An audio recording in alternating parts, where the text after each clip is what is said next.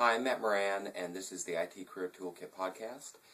And today we're going to talk about failure. Now, this afternoon, or actually this morning, I'm going to be out in Canoga Park speaking to an employment support group. And the nature of employment support groups is there are a lot of people going through struggles at that point, and there's a lot of confidence building that has to go on necessarily. And if you've been in that position where you've had to look for work, that's just the way it is. And people don't like to talk about the word failure. They kind of have this stigma attached to it. As a matter of fact, when I use that term to talk about some of my own experiences in life and places where I've fallen short and dropped the ball, people say, well, it's not failure, it's just everything's a chance to learn from, or there's a reason for everything. And so that's the first thing I want to say is I disagree with that. There isn't a reason for everything necessarily. It's not as though, in some cosmic methodology, we're supposed to fail in this way so you could learn. I really don't believe that.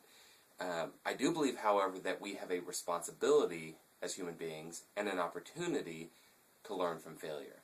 And the first thing I want to say about that is I do refer to it as failure. I have a friend of mine who has had some challenges in business, and I address the issue of calling it a failure, saying, well, when you've failed at business, these are some things that you struggle with, or some confidence issues you may have, and here's some ways you might overcome it.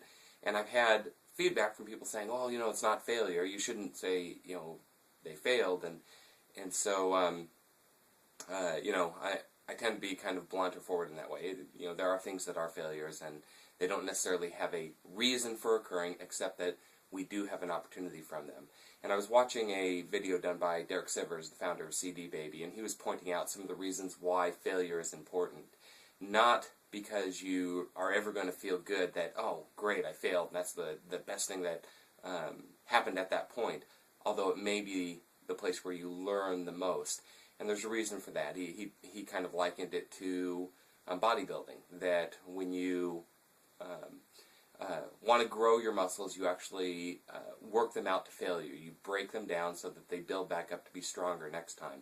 And that is a pretty good analogy to the way we can take failure and move forward. There's an opportunity for us to learn from that, adjust some things, and move forward. But I think the most important thing is that we do have to call it what it is. Secondly, failure provides an opportunity for us to change direction.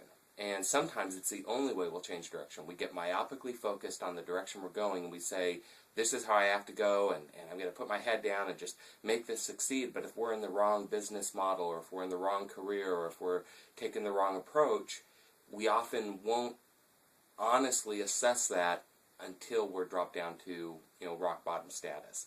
And so the two reasons we have to look at failure honestly is to, one, so we can call it what it is and make a correction and learn from it. And second is because it may be the first time we'll honestly assess the direction we've taken and hopefully do something to change that. So, the message here is not to relish failure. There's nothing that feels good about it, but to take the opportunity and the responsibility to learn from and then hopefully change direction and go another course. So hopefully that can help you as you move forward in your career or your business.